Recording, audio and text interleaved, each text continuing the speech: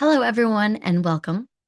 Thank you so much for joining us for today's session, Leading from Within, Mindfulness and Coaching Practices for Self-Aware, High-Impact Leadership. So my name is Frances Sadi, and I serve as the Associate Director of Non-Degree Programs here at Brown University's School of Professional Studies. Here at Brown SPS, our mission is to inspire and equip leaders and professionals, such as yourselves, with the skills, insight, and inner resources needed to navigate complexity, lead with clarity, and create meaningful, sustainable impact in your work and in your world. Here at Brown, we believe leadership development should be both rigorous and human-centered. And so that is exactly the space that we're hoping to explore together today. Before we dive in, just a couple of quick announcements. So today's session is being recorded, so keep an eye out for an email from us later this week with a link to the recording that will be posted on our YouTube playlist. And throughout the talk, we welcome your engagement. So feel free to share your reactions and your insights using the chat, and you can also submit your questions using the Q&A feature found at the bottom of your Zoom screen. And so now a bit about why we're here together today. So today's session brings together two practices that are essential to the way we show up as leaders, mindfulness and coaching. So together they help us pause, reflect, and act with greater purpose and presence. In today's leadership landscape where demands are high and complexity is constant and burnout is real, it's these capacities that really matter more than ever. Here at Brown, we are proud to partner with ACT Leadership, a globally respected leadership development firm known for helping organizations navigate complexity through coaching, systems thinking, and adult development. Together, Brown and ACT, we offer a suite of programs in leadership and coaching that brings ACT's human-centered, field-tested frameworks together with Brown's academic rigor and commitment to applied transformational learning. So it's this partnership, this partnership really reflects a shared vision that is to help leaders develop the presence, clarity, and capabilities needed to lead effectively in today's complex world. And so today's session builds directly on that shared vision. So whether you are an executive guiding a large organization or a team leader managing through change, a coach supporting growth in others, or a mindfulness teacher cultivating presence, your ability to lead really depends on how well you know yourself. And so that's what we're exploring together today, how self-awareness fuels performance, supports well-being, and shapes how we relate to ourselves, to others, and to the challenges that we face. And so to help us do that, I am thrilled to welcome two deeply experienced practitioners and educators. So Erin Hutchins is an executive coach and co-founder of ACT Leadership. She brings more than 2 decades of experience working with senior leaders, emerging managers, and mission-driven teams across sectors. Erin's work focuses on helping leaders build clarity, resilience, and purposeful impact in complex environments. And joining Erin today is Patty Holland.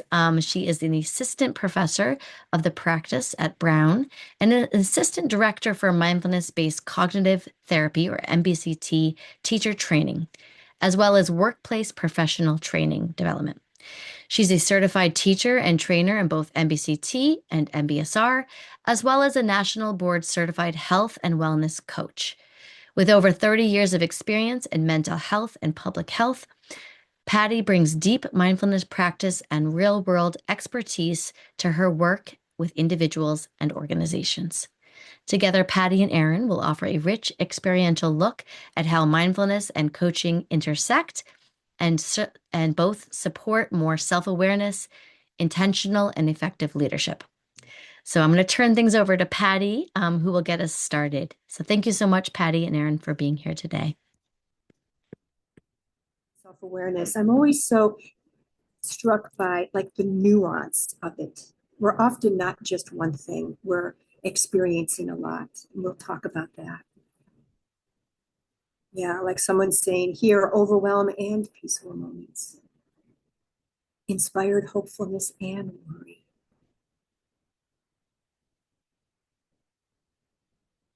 Yeah, thank you all so much.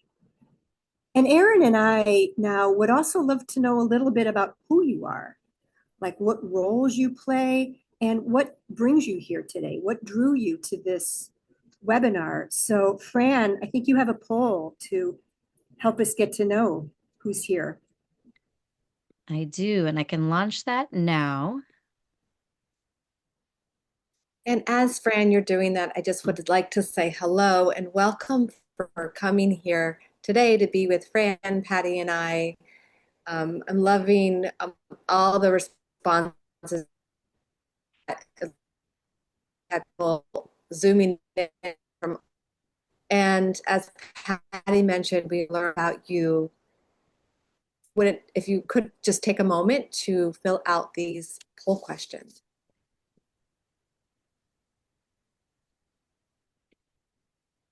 Thank you for those who filled it out. We're going to wait, give just a little bit more time for folks to fill it out. But if you feel comfortable, that last question that asked kind of what drew you here today, what you're hoping to get out of the seminar today.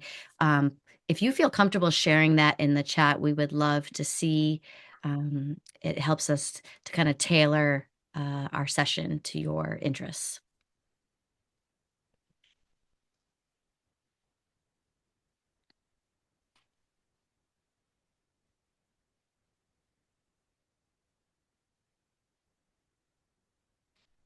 We'll give about 20 more seconds or so. Thanks to those of you who have filled it out.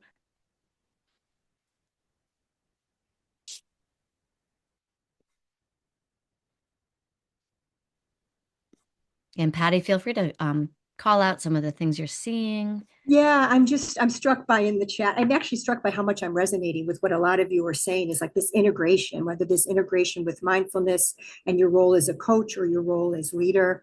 That's what actually brought me to both mindfulness and coaching in the work that I was doing in the mental health field, wanting to find a way to integrate and bring this together and just, yeah, how to do that and how might awareness of ourself support us in both understanding ourselves better and also how we relate and are in the world and in the different roles that we play. Yeah, so a lot of you are interested in this integration, right? This intersection of leadership, coaching, and Erin will share in a bit of like, what do we mean by coaching? Some of us may be familiar with that. Others of us may not be at all familiar with that and have some idea about that. Same thing perhaps with mindfulness. And then leadership, whether we're in a leader role or whatever. Yeah, there's this way that we want to bring this knowledge of ourself and this intention and purposefulness to the roles that we're playing.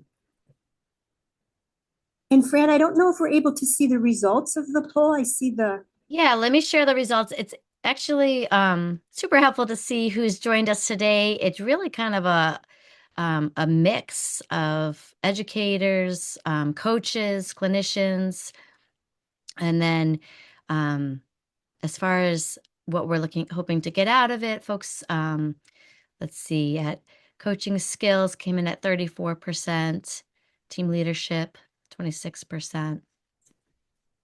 As well as the personal mindfulness practice and the emotion regulation. So I'm going to stop sharing that. Yeah, thank you, everyone. yeah. Erin, anything you want to comment on as you read over all of this? Nope. And just, as we go along, if there's things that that are really resonating with you, let us know. We'd love to hear what's resonating and what maybe we can build upon as we enter into the session. I'm also logged on too, so if I had a little bit of internet funkiness because of the storm here, so I am also logged on in another area, so just let me know if I cut out, I'll come back on. Yeah. So Patty, let's jump in. Yeah. Do you want to start talking, segueing to self-awareness and start with telling us a little bit more about what that definition and what do we mean in that context? Yeah, I'm happy to do that. But first, I actually want to comment on your flexibility and grace under pressure, right? It's like here you're in an area where they received a lot of ice and a lot of down power and a lot of challenges. Here, of course, there's this technical issue. And so navigating it. And so, like, this is kind of one way where self-awareness can support us in terms of taking care of ourselves while we're able to respond to the situation. So let me just set the foundation a little bit by talking a little bit about like one way of looking at self-awareness. Fran mentioned a little bit about my background. And so I was in the field of mental health, psychiatric rehabilitation in particular for over 30 years, really supporting people in establishing lives of meaning and purpose, people that were really living with many challenges, many behavioral health challenges and issues of homelessness and addiction. And I, at the same time, I also had a personal mindfulness practice. And one of the things I really came to see is that when we're not aware, we're not able to implement maybe the changes in ourselves and in our lives that we want to be able to see.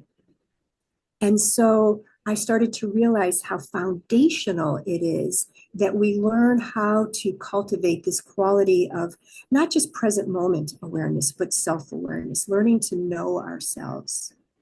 And so one way that mindfulness practice supports us with this, and many of you are mindfulness practitioners, so you'll be able to recognize this. So one of the ways when we're talking about self-awareness, we're talking about what is our present moment experience? What are we noticing in the moment? And often we talk about these different components. So there's thoughts that we can be aware of. And when we talk about thoughts, this also includes associations and memories and images. We talk about body sensations, like what is happening in the body. And we talk about emotions, these moods and emotional feelings that we have. From programs such as the mindfulness-based cognitive therapy, we also add impulses to act or behaviors. Because as humans, we naturally are reacting to and want to do something about all that we're experiencing, these thoughts that we're having, these emotions that we're experiencing, these body sensations that we're feeling. And so this component, this impulse to act or behavior for me is really essential because as we start to pay attention to this, this is where we can start to become familiar with these patterns that we might have. Like, how are we relating to our experiences? And what are some of the habituated ways that we are relating to it that when we're not aware of are driving our behavior and maybe leading us to act in ways that we don't want to in the moment, act in ways that are not in alignment with our role and our intention and our purpose for our exchange and interaction with another person.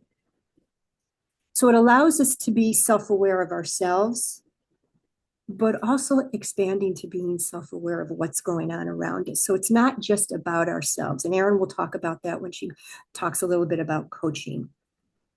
And so engaging in some mindfulness practice, in some intentional way, is what supports us to cultivate and strengthen this sense of self-awareness. The psychologist and mindfulness teacher and researcher Shauna Shapiro out of the University of California, San Francisco, talks about these three mechanisms, if you will: attention, intention, and attitude. So these three come together. So we're not just talking about bare attention to our experience, right? This kind of way sometimes we can check out of our experience, but be like, oh, seeing, thinking, but not connecting to how we're responding. So we're working with our attention. What's happening in the present moment within us and around us? We're working with intention. There's a purposefulness, an intention of both being present and also an intention in a particular exchange or meeting or activity of leadership or teaching that might be engaged in. And as important, we bring in an attitude, this quality of attending that can include friendliness. Can we at least be friendly towards our experience? Not so harsh, not so critical, because that opens us up to being open and friendly to the other's experience, more receptive, more curious, more interested. And so Erin like really want to hear from you about coaching and the role of coaching, how you got into coaching, and then, yeah, all of that. Great. Thank you, Patty. I love this topic of self-awareness. Part of what we do out in the world and how we work with leaders and individual is through awareness, choice, and then T is transformation to get to sustainable results. So for us, it also starts with self-awareness. It has to start with self-awareness. So how does that translate into working with others? Um, Patty, I love your point about how we are able to choose to respond. A lot of us feel like we don't have a choice. We react to something inside of us gets triggered. Something gets triggered and we might feel frustrated, we might feel angry, we might feel annoyed, or we might feel anxious. Whatever you might feel is okay. But without the consciousness of looking at how do I really want to respond in this situation, those emotions, we might start unconsciously leading from them. Therefore, having an unintended impact of what we desire the outcome to be. And I see this happen all the time in leadership. We get triggered as leaders or managers or as people around something, and that we end up leading from that place. Therefore, we think we might have to have the answer, we might have to fix it, and we end up focusing on the wrong thing, not knowingly. So taking a step back, how I got into coaching, I was a former consultant. I worked on big change programs for many years, and I kept seeing that it was the people that really mattered in these big change projects and these programs. And we weren't working with people in a way that met them to feel seen and to feel valued and to actually really focus on what their strengths were. And so I got into coaching because I loved this framework of focusing on the whole person and focusing on how do we help other people really be at their best, then how therefore do they help other people be at their best in order to achieve results and to be in really good relationships with other people, with themselves and other people. And so when I found coaching, it was like, wow, this is an approach out there that just feels really organic and natural. And it's not something I have to go figure out how to do. It just felt, like an approach where people could be seen and heard. So the way that we're describing coaching or taking a coach approach in this context is shifting the mindset of a leader of having to solve or fix a problem or giving someone the answer. But you're looking through the lens of how do I help someone else think more deeply and critically about how they're approaching the situation or the challenge or the context they're working within?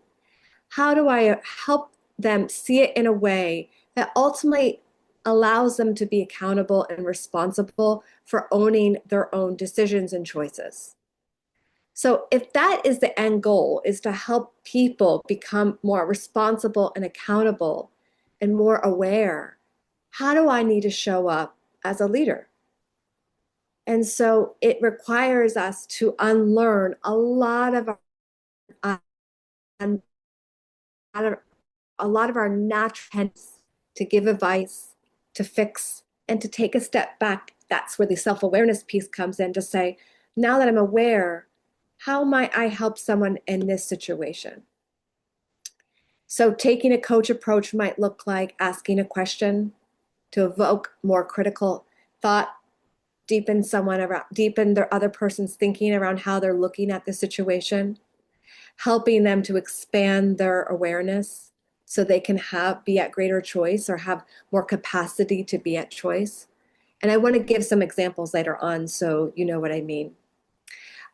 I also, just going back, pointing to myself for a moment, I'm a leader in my organization, ACT Leadership. And this is something that I aim to practice every day. I just had an example this morning where as a leader, it's so easy to, people come to me every day saying, what should I do? What do you think? And it's like, okay, I'd be happy to share what I think, what I feel, what I want to give advice around, but it only lasts so far. So I really have to work that muscle in my brain to say, wow, I'm aware that this person really wants to be told what to do, needs an answer, needs a solution. I can A, give it to them, I can B, mentor them, or I could think about how I could really help them think through it. So turning around to say, well, what do you think? Or what are you seeing that's possible here? Tell me about, you know, what's important to you here and the outcome that you're trying to achieve. So it's these little reframes around how do we meet someone to help them ultimately gain more choice and accountability responsibility. So that's a little bit of insight into coaching, and we're going to do a bit of an exercise here today to share more about the coach approach. Thanks, Erin. So let's first engage in a little bit of self-awareness. We did that in the beginning when you were invited to check in and see how you are. So that's being self-aware. How am I in the moment? This way that we can take pauses throughout the day. So let's do this now. So for just a few moments, allow yourself to settle back into a sitting position that feels comfortable. And even just that invitation is sort of an invitation to self-awareness, because you have to determine, am I comfortable or not? Do I need to shift? What do I want to happen here? And I mentioned earlier that there are these components of our experience that we can attend to: thoughts and body sensations and emotions, and this impulse to do something about all of that. So we're just going to spend a few moments practicing that. For some of you, this might be really familiar, and for some of you, this might be new. So allowing yourself to feel yourself sitting in the chair, and just notice the sit bones sitting in the chair, your feet on the floor. If you like, you can close your eyes, but it's not at all necessary. Maybe allowing a soft gaze.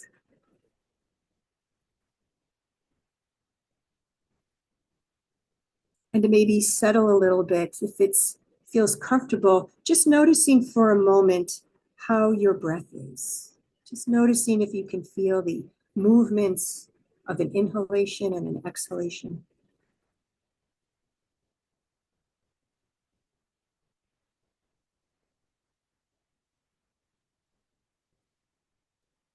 And as you're sitting here for a few moments, see if you can become aware of what becomes primary in your experience.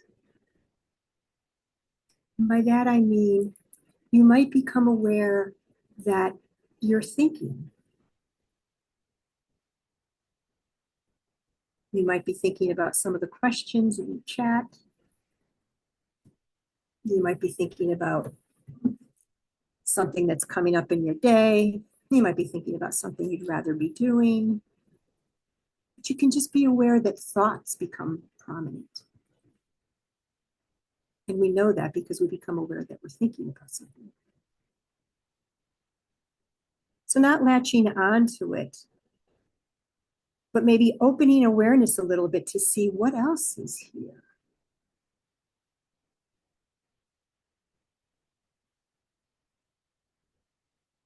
What are you aware of in your body?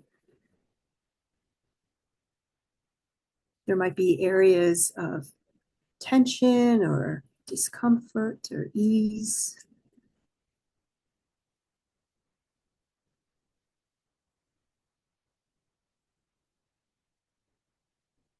Earlier, when you were asked how you were upon arriving, a number of you listed emotions. What's present in this moment? It might be different.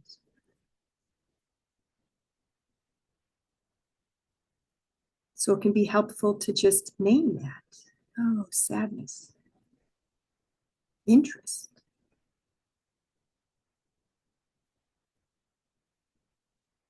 And then we can notice that as we become aware of these different aspects of our experience, we can also become aware that there might be this impulse or this urge to do something about it. You have a thought and you're like, ooh, let me write that down. There's an area of tension or tightness in the body, and you just automatically move in some way in reaction to that. So it's not that these impulses to do something are bad. We want to bring more awareness to what we're experiencing and the impulse we might have to act on it. As Erin was saying, this can be really helpful when you're in a meeting with someone and you find that you're thinking about what you want to say next and that you've stopped listening to them. Re-engage. So for just a few moments, see if you can allow yourself to just open to this really dynamic, ever-changing nature of our experience. Seeing what rises to prominence for you, thinking, body sensations, emotions, this sense or wanting to do something.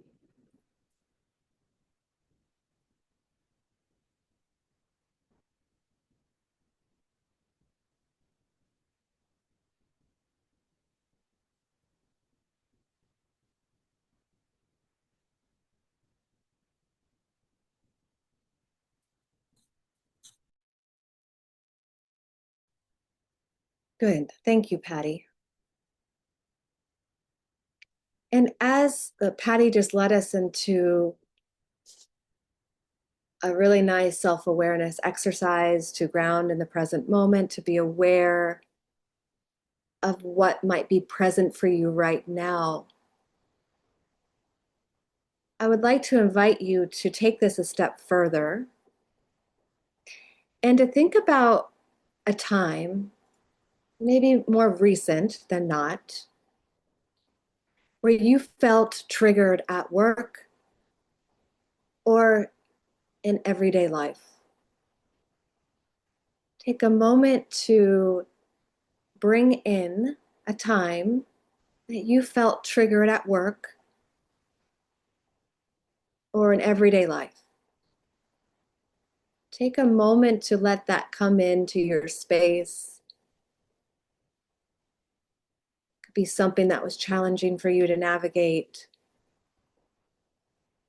And start to let yourself connect with the sensation or the feeling that emerged from this trigger.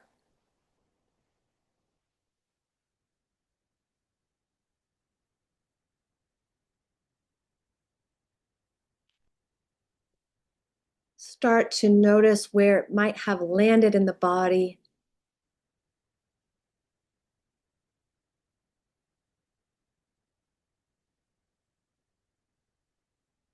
And get curious around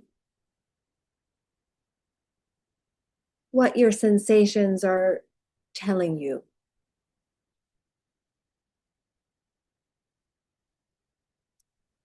Take a moment and reflect on how you acted from your trigger. How did you behave or act from a place of feeling triggered or challenged?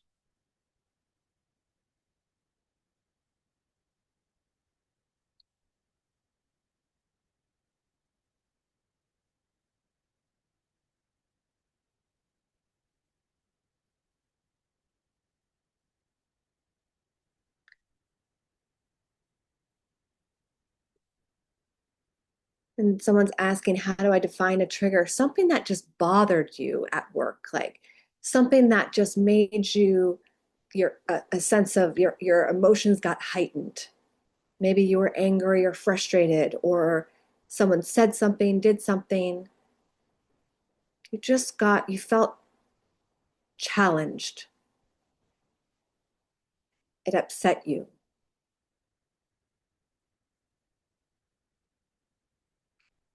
And think about how you react when you're triggered.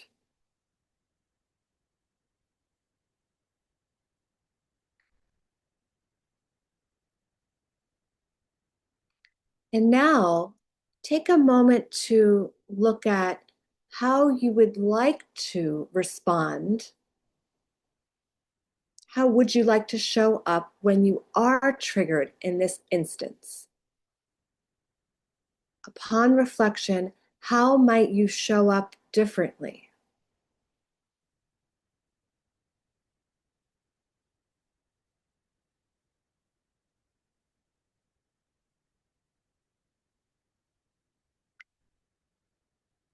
So, something to help with this using a coaching tool is think about not focusing on the problem itself or the circumstance, but how you're relating to it, your relationship to it. So, an example could be that someone sent an email at work. I didn't agree and I was triggered, and I started making assumptions about this person that were incorrect. It made me feel angry because they didn't know what they were talking about. Okay, that's an example. Now I have an opportunity to reflect on how I reacted in that moment to an email, to say, how do I choose to want to respond? I have a choice. This is the difference between being a leader who is self-aware and one that is reacting to circumstances. So in this moment, this is your choice point around how do I want to show up as a leader? How do I want to choose to relate to my challenge? And what tools do I need to help me in order to achieve that?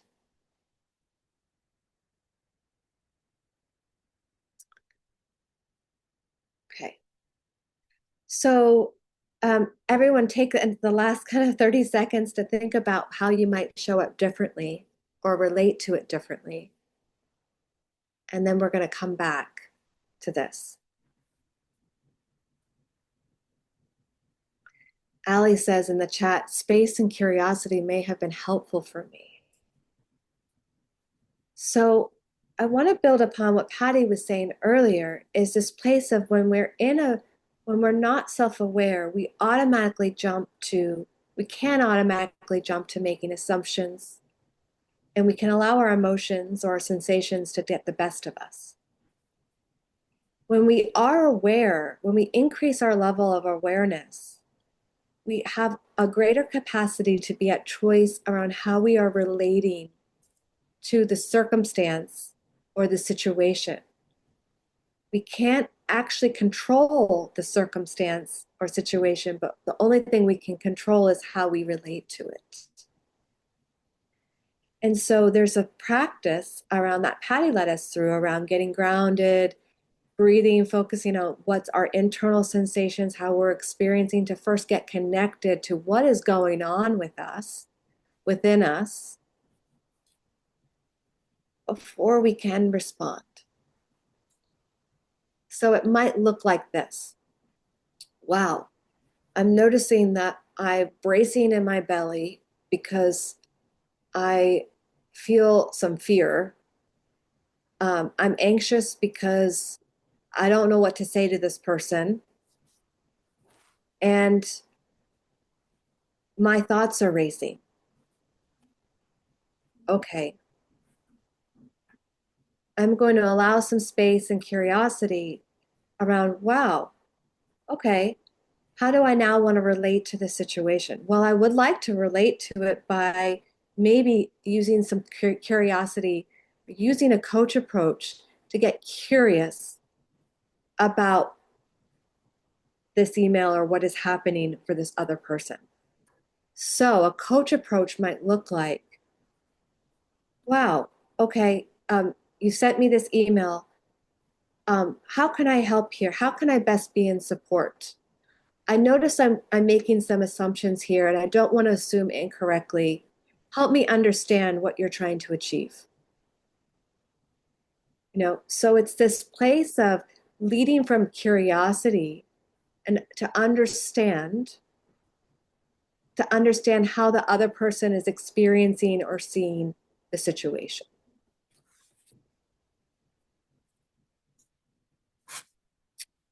So that is what, there's this whole coaching is a big term at the moment. And we have many different ways to help people become more coach-like, whether you're just looking to be more coach-like as a leader or you're looking to go through a coaching certification to formally do this. But ultimately, what you're doing is you're changing your mindset to say, that person is creative and resourceful. They have the capacity to find their own answers. I don't have to fix it for them. I don't have to be the one to find the solution. It doesn't have to be coming from me. I can manage my own agenda, be aware of my own agenda, and approach somebody in a coach-like way through curiosity and through helping them ultimately own the problem or the situation. And that in itself is huge in leadership.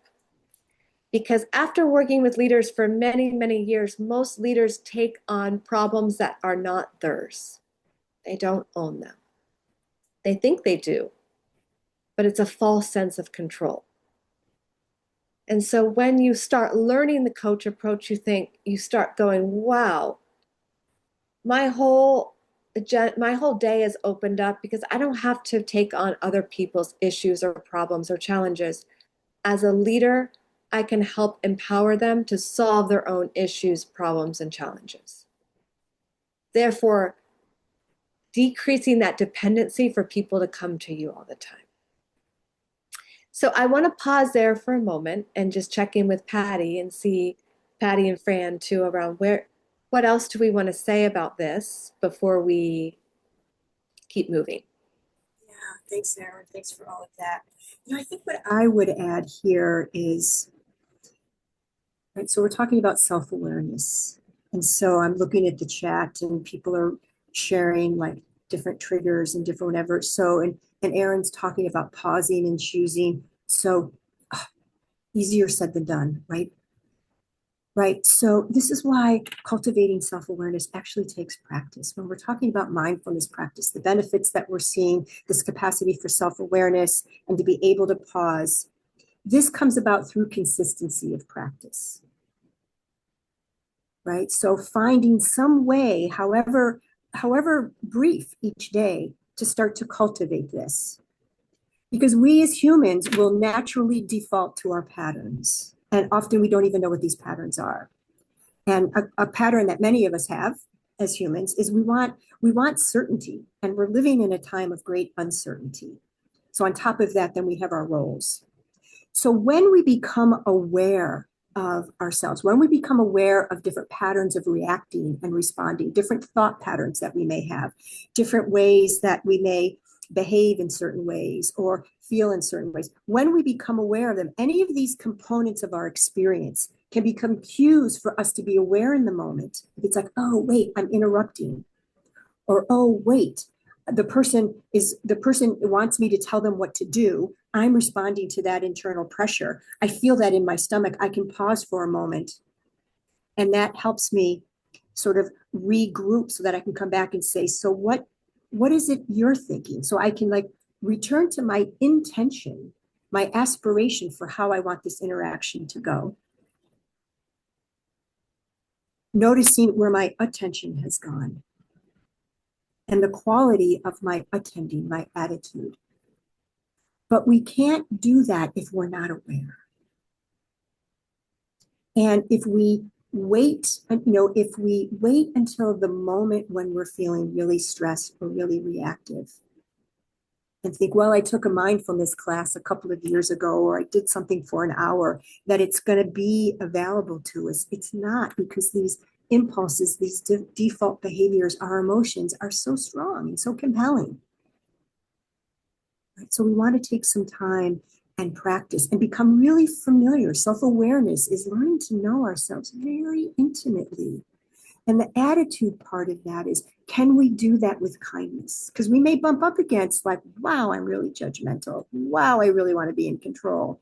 Wow, I really just want to tell everyone what to do and to do it my way, right? We may bump up against all of these things about ourselves that we may not want and we may not like, but they're very natural and we're very human.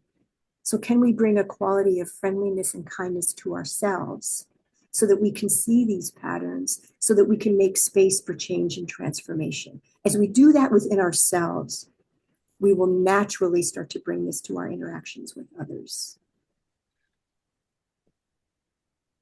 I love what you're saying, Patty, and I wish that we learned these skills early on in life.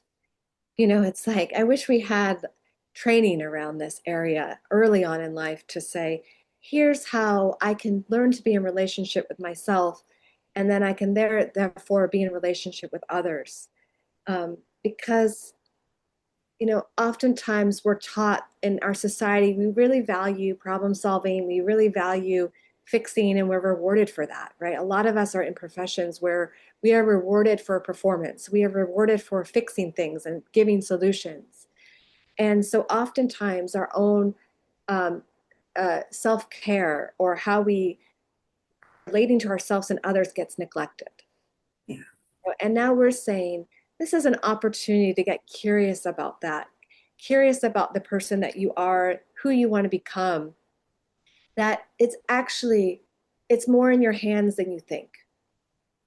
You can, if this is something where you want to improve and you want to better yourself, you can if you make a choice. And as Patty said, it's a practice. Coming back to making a choice each day to say, how do I increase my level of awareness? And what skills might I need to help myself do that? Yeah. Yeah. And I might add, Erin, so this doesn't mean that we're not going to be firm or set boundaries. There may be times in our role as leaders that we do need to tell people what to do, that we need to take a bit more action. But we can do that in a way that's respectful and clear, and perhaps not from anger or fear or in reaction to what someone else is saying. So when we're able to be self-aware and to give ourselves just a moment to check in with, wait a minute, what's the intention here? What needs to happen? How do I want to be? Erin, you said this earlier, like often what we're doing is we're like, our intention is, how do we want to be in the world? How do we want to be as a leader? How do we want to be as a coach? How do we want to be as a teacher? How do we want to be as a human being? How do we want to relate to ourselves and to others? And the degree to which we're aware of and know ourselves allows us to step further into alignment with our values and what we want to bring to the world and how we want to be. Yeah. And just adding, I know we're going to segue Fran to talk about the programs in a moment, but adding to that and really looking at having in the coach approach way, to unlearn so many of our mindsets that we learned. Not that they're not valuable, but taking a coach approach requires us to unlearn that tendency to want to always help or solve or fix or give advice. And that takes time. Takes time to unlearn that and then to really see people in a way where they're naturally creative, they are resourceful, and that they have the capacity to be accountable and responsible themselves. Yeah, and I'm just looking at the chat and I'm thinking, oh, we could go on, and it gives me ideas for future ways of coming together and exploring this. Like, so what does this mean when we have to be firm and set boundaries? How do we bring our full selves, present, self-aware, to that? Yeah. How are we and how do we want to be and how do we respond in cultures, whether it's organizational cultures, civic cultures, community cultures. How do we bring ourselves to bear, and how can we discern skillful and wise action to take in the moment? Right. So we're not talking about not taking action. We're not talking about not being firm at times, standing up for what needs to happen or what feels right at times. We are talking about being aware of that in the moment and present in the moment, and not being lost to a tyranny of thoughts and fears and emotions and reactivity. Thanks, Patty. Yeah. Yeah, I am going to take just a few moments to kind of go over some of our mindfulness programs, as well as the different leadership and executive programs we offer here at Brown in collaboration with ACT Leadership. But I'm gonna put out a question there that we could circle back to after my presentation. So I noticed earlier, Eric asks, can you share more about what is distinct between attitude and intention? And so, as we talk about self awareness and we bring in the other components, attitude and intention, I wonder if you could put on your individual hats. I know there's a lot of overlap between mindfulness and coaching, but I wonder if you could talk about how you, as a mindfulness instructor and trainer, Patty, and you, Erin, with your coaching practice, might approach answering that particular question. And Yeah, so let thanks. me just share my screen. I'll go through this quickly. Can you see that okay?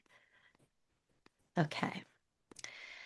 So as I mentioned, I'm just going to take a few minutes and just kind of give you a brief window into some of the coaching and mindfulness-based programs we offer through Brown's School of Professional Studies. These programs are all designed, they're non-degree, both short and certificate programs that are designed for professionals across sectors. So for anyone who's looking to deepen their impact while staying grounded and resilient in a fast-changing world.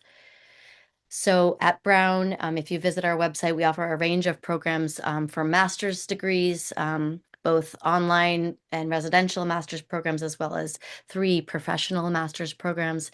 But we also have a whole portfolio of non-degree programs. So that includes short non-degree programs, as well as certificate training programs. There are continues to grow as the needs of our professionals evolve. So we offer both foundational and advanced programs, as I mentioned, in coaching and mindfulness, delivered online, in person, and hybrid formats.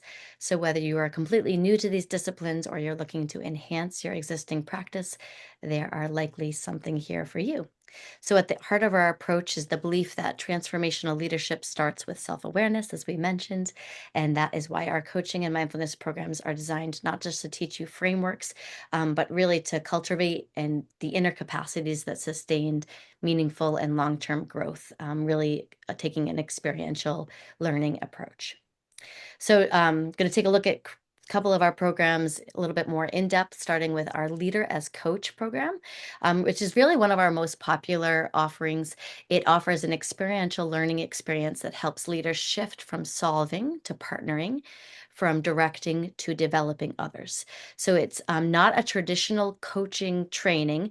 It really is designed for people more in leadership roles, instructors, mindfulness teachers, and for those who might work in teams who want to bring more curiosity, presence, and powerful listening skills to their day-to-day leadership conversations. So this program is offered in 2 formats. We have a 3-day in-person intensive, as well as a 7-week online format. So it really allows you to kind of choose your own adventure, selecting the option that works best for you based on your own learning style, needs, and also what logistically might work for best to you.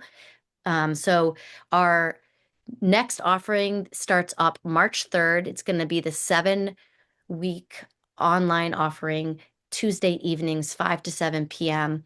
And then the in-person offering will take place April 15th to April 17th. That's going to be taught here in Providence, Rhode Island on our School of Professional Studies campus. Both formats cover the same content. It's just the format delivery method is different for both, depending on what works best for you. So I won't have time to cover all of these details, but the topics covered in Leader as Coach really includes foundational coaching skills, self-awareness, talking about your identity as a leader, how to build psychological safety, as well as how to support others' growth without defaulting to that fixing mode or advice giving mode that Erin was talking about earlier. Participants will going through this program will leave with practical tools and a noticeable shift in how you relate to those that they lead. I've gone through this program as well as Patty went through this program earlier last year, and really we both got a lot out of it. So here's a bit about how to enroll. After I finish sharing my slides, I can drop the enrollment link into the chat. We are enrolling usually right up to the week before the programs start. Okay. And for those who want to go take a deeper dive, we also offer advanced coaching pathways in partnership with ACT Leadership. So this includes a professional certification program, a more traditional leadership and performance coaching program that takes around 8 months, as well as a team coaching program. So these are ideal for leaders or practitioners who want to integrate coaching more fully into their work or pursue ICF credentials. Okay, so just switching gears now and take a quick look at our mindfulness-based offerings, which include both short 8-week courses as well as teacher training certificate pathways for those who are looking to become mindfulness instructors. So if you visit our website, you'll see that we offer a number of short 8-week mindfulness-based programs. These are all designed to begin the cultivation of mindfulness skills and competencies, as well as available for those who already have an existing mindfulness practice. We have individuals who take the classes multiple times and get something different out of it each time. So real quick, so this includes our 8-week mindfulness-based stress reduction course, or MBSR, mindfulness-based cognitive therapy, or MBCT, our Finding Peace in a Frantic World course, as well as a mindfulness-based blood pressure reduction program. All of our programs are evidence-based. One of our strengths here at Brown University is that we partner very closely with the Mindfulness Center located at the Brown University School of Public Health. The director there serves as our academic director for our program, so we're very committed to making sure that all our programs are evidence-based or evidence-informed.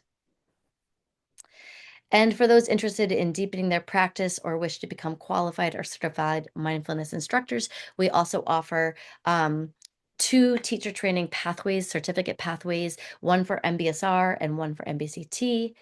And again, I'll drop the link into the chat so you can find out more about each of those. And then lastly, for those, anyone here representing an organization, university, Department of Health, or School of Nursing, et cetera, and if you are interested and think that mindfulness, bringing a mindfulness program to your organization would be beneficial, we have a form online that you can fill out, and we can meet with you to talk more about custom programs that we could potentially bring to your organization. So kind of that's it on my end. I want to turn it back so we have a few minutes for question and answer. So I'm going to stop sharing. I will, of course, put the links to our website so that you can read more about the programs I talked about. We're currently enrolling for our spring offerings, which start up kind of mid-March to early April. So turning it back to Patty and Erin, wondering if you could talk more about putting on your mindfulness and coaching hats and talk about what it means to approach those disciplines in bringing attitude and intention. Sure. Erin, you want to start? Sure. I think it's really hard to change a behavior unless you're intentional about it. And I think the level that we work on behavioral change is looking at our beliefs, how our beliefs drive our behaviors. And a lot of times what that looks like is really uncovering how we're seeing the world, how we're seeing situations, how we're seeing people, how we're relating to them, and being more conscious about the beliefs, what we're choosing to believe, and then therefore how that impacts one's behavior. Yeah. So if you have a belief, like as a manager, that um, people, um, people can't get things done, then you might start, as a behavior, you might start micromanaging them. If you have a belief that actually people are naturally capable, have the capacity to be responsible and accountable, and you have that belief and that mindset, then it might cause you to interact with those people differently. So your mindset, your beliefs, your attitudes really inform how you show up and behave in a work setting or in life in general. Over to you, Patty. Thanks, Erin. Yeah, I'll be brief. I know we're coming to an end. From a mindfulness perspective, when we're looking at mindfulness, cultivating this quality of present moment awareness and practice, when we talk about intention, we're talking about purposefulness. So it's not being on autopilot. There's this intention to be present for this moment, right? And then the next moment. And it might also be an intention that you have for an interaction. So a purposefulness. And we're working with our attention. What is it we're attending to? What is it that's gripping our attention, pulling our attention? Where is our attention? And then the attitudinal piece as to what is the quality of our attending? Are we harsh? Are we critical? Are we aloof? Or are we open, interested, respectful, friendly towards both our own experience, but to the extent possible towards the experience that we're engaging in with another? Thanks. Thanks, Fran. Yeah.